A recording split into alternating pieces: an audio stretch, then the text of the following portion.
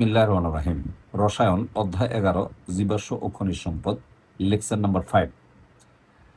আজকের এই লেকচারে আমি তোমাকে অ্যালকোহল, অ্যালডিহাইড এবং ফ্যাটি অ্যাসিডের কিভাবে নামকরণ করা হয়, সাধারণ নাম এবং আন্তর্জাতিক পদ্ধতিতে নাম, পাশাপাশি 10টি করে উদাহরণ আমি তোমাকে শিখিয়ে দিচ্ছি।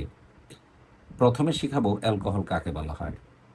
যে সকল জৈব যৌগের অণুতে হাইড্রক্সিন মূলক বিদ্যমান থাকে তাদেরকে অ্যালকোহল বলা হয়। রিপিট করতেছি আবার, যে সকল জৈব যৌগের অণুতে হাইড্রক্সিন মূলক বিদ্যমান থাকে তাদেরকে অ্যালকোহল বলা হয়। এবার কিভাবে নামকরণ করা হয়? অ্যালকেন যৌগের নামের শেষে ই এর পরিবর্তে ও এল লিখে নামকরণ করা হয়। আমি সুন্দর করে এখানে লিখে দিচ্ছি, এই যে ই এর পরিবর্তে ও এল যোগে নামকরণ করা হয়, ও এল যোগ করে নামকরণ করা হয়। এবার আমরা আসি, 10টা উদাহরণ দিচ্ছি অ্যালকোহলের, খুবই গুরুত্বপূর্ণ, ভালোভাবে শিখবে। এটা হলো মিথেন, অ্যালকেন যৌগ, METHAN, মিথেন। দেখো এখানে একটা ই আছে।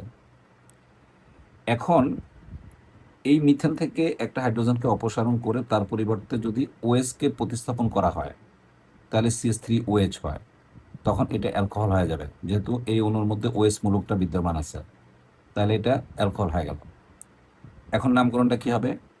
METHAN, এ পর্যন্ত আমার ঠিক থাকবে। দেখো এই পর্যন্ত আমার ঠিক আছে। এই যে ই এর পরিবর্তে OL যোগ করলাম, তাহলে উচ্চারণটা হবে মিথানল। এই যে নামকরণটা, এটা হলো ইউপ্যাক পদ্ধতিতে, international union of pure and applied chemistry, আন্তর্জাতিক রসায়ন এবং ফলিত রসায়ন সংস্থার নাম। এখন এটার একটা সাধারণ নাম আছে, সেটা হলো, এটাকে আমরা মিথাইল বলি, তাহলে এটা মিথাইল অ্যালকোহল, এটা ইথাইল অ্যালকোহল, এটা প্রোপাইল অ্যালকোহল, এটা বিউটাইল অ্যালকোহল, এটা pentyl alcohol, hexyl alcohol, heptyl alcohol, octyl alcohol, nonyl alcohol, decane alcohol.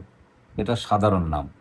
কিন্তু যখন আমরা ইউপ্যাক পদ্ধতি অর্থাৎ SI, সিস্টেম অফ ইন্টারন্যাশনাল পদ্ধতিতে বলবো, তখন আমার এই পদ্ধতিটা ইর পরিবর্তে ওয়েল যোগ করে নামকরণ করতে হয়।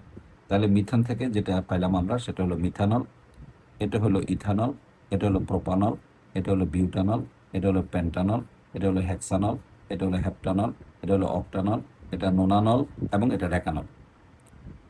অফকোর্স কমপ্লিটেড ইনশাল্লাহ। এবার 2 নম্বর প্রশ্ন হলো, অ্যালডিহাইড কাকে বলে এবং কিভাবে নামকরণ করা হয়?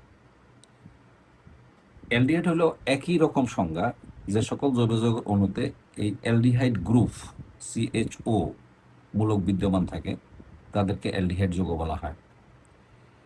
এখন এই যে অ্যালডিহাইড যৌগটা আছে, এই অ্যালডিহাইড যৌগের কিভাবে নামকরণ করা হয়?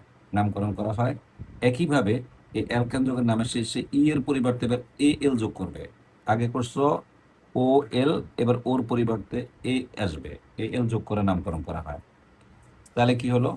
আমরা যদি বলি, ডেফিনেটলি এইভাবে আসবে। তাহলে দেখো মিথেন থেকে, দেখো এখানে একটু ডিফারেন্ট আছে। এই মিথেন থেকে এটা প্রডিউসড হলেও এখানে H দিয়ে লিখতে হয়। প্রথমে একটা কার্বন থাকে এখানে, এই কার্বনটা মানে এক কার্বনকে মিথেন কল্পনা করা হয়। যেহেতু এখানে একটা কার্বন আছে, তাহলে মিথেনের পরিবর্তে ইর পরিবর্তে AL যোগ হবে, তাহলে এটা নাম হলো মিথানেল। এবং এটার আরেকটা ল্যাটিন নাম আছে, এটা হলো ফর্মালডিহাইড। এরপর আসবে, এটার নাম হলো ইথানেল, এটা হলো ইথালডিহাইড। প্রোপানেল, প্রোপালডিহাইড। এটা হলো, এই যে এই তিনটার একটা চারটা, তাহলে বিউটানেল, এই যে বিউটানেল, বিউটালডিহাইড। এটা হবে 5টা আছে, 4টা আর একটা 5টা কার্বন, তাহলে পেন্টানেল। এটা হলো হেক্সানেল, হেপ্টানেল, অক্টানেল, নোনানেল এবং ডেকানেল। খুবই শর্টকাট, একদম সহজ। এবার হলো সবচেয়ে গুরুত্বপূর্ণ, পরীক্ষা এটা আসে, সেটা হলো স্পেশালি যে ফ্যাটি অ্যাসিড কাকে বলা হয়। যে সকল জৈব যৌগের অণুতে কার্বক্সিল মূলক, এটাকে বলা হয় কার্বক্সিল মূলক বিদ্যমান থাকে, তাদেরকে ফ্যাটি অ্যাসিড বলা হয়। কিভাবে নামকরণ করা হয়? নামকরণ করা হবে এই যে একইভাবে অ্যালকেন যৌগের নামের শেষে ওই বারবারই ই এর পরিবর্তে ওইক অ্যাসিড যোগ করে নামকরণ করা হয়। যেমন প্রথমে একটা কার্বন আছে, তাহলে একটা কার্বনে মিথেন হয়, তাহলে এই যে মিথেন, এই যে ইর পরিবর্তে দেখো এই যে ওইক অ্যাসিড যোগ করা হয়েছে, তাহলে এটার নাম হলো মিথানোইক অ্যাসিড। এটার ল্যাটিন নাম ফর্মিক অ্যাসিড, পিপিলিকে লালায় পাওয়া যায়। এটা হলো ইথানোইক অ্যাসিড, এই যে ইথানোইক অ্যাসিড। এটার আরেকটা নাম আছে, এটাকে অ্যাসিটিক অ্যাসিড বলা হয়। তোমরা সবাই জানো এটা ভিনেগার প্রস্তুতিতে ব্যবহার করা অ্যাসিটিক অ্যাসিড। এরপর হলো প্রোপানোয়িক অ্যাসিড, এরপর হলো butanoic acid, pentanoic acid, heptanoic acid. দেখো এই যে পেন্টানোয়িক অ্যাসিড, হেক্সানোয়িক অ্যাসিড, এই যে এই 6 আর 1 হেপটানোয়িক অ্যাসিড, এভাবে অক্টানোয়িক অ্যাসিড। এভাবে আমি আরেকটা জিনিস শিখিয়ে দিচ্ছি, এদের কিভাবে নাম, সাধারণ সংকেত কিভাবে লেখা হয়। যখন যদি আমরা অ্যালকোহল লিখি, অ্যালকোহল, এর সাধারণ সংকেত হবে এই যে আর বন্ড, এই যে ও এইচ। এখানে আরটা কি, আর হচ্ছে CN S2N +1। তাহলে আমরা এভাবেও লিখতে পারি সি, এই যে OH, এটাকে আমরা এভাবেও লিখতে পারি CN S2N+1 বন্ড OH। অ্যালকোহলের কাজ শেষ। এবার আমরা আসি অ্যালডিহাইডটা কিভাবে লেখা যায়। এই যে অ্যালডিহাইড যৌগকে কিভাবে লেখা যায়, এই যে অ্যালডিহাইড, ডেফিনেটলি এটা হলো এই যে আর দিয়া এই যে CHO, অথবা এখানে এইচও দেওয়া যায়, HCHO, প্রথম যৌগের জন্য এটা লেখা হয়। আর এটাকে আরো সংক্ষেপে লেখা যায় এই যে CN S2N+1 বন্ড CHO।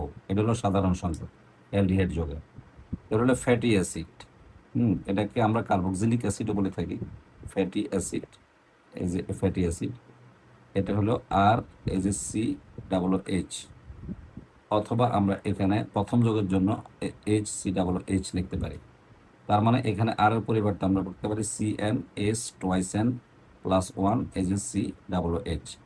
প্রত্যেক ক্ষেত্রে n এর মানটা আমরা কি ধরতে পারি, 1 2 3 ডট ডট ডট ডট লিখতে পারি। নিশ্চয়ই ক্লাসটা খুবই সংক্ষিপ্ত একটা ক্লাস, কারণ আমি আজকে শুধু 3টা যোগই শিখালাম এবং নামকরণগুলো শিখালাম।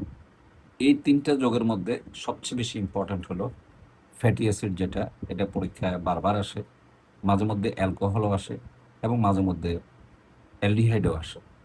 এই 3টা যোগ তুমি ভালো করে প্র্যাকটিস করবে, এবং যদি কোনো সমস্যা থাকে বা কোনো প্রবলেম ফিল করো, অবশ্যই তুমি কমেন্টস করবে, ইনশাল্লাহ আমাকে তোমার পাশে পাবে। অনেক ধন্যবাদ।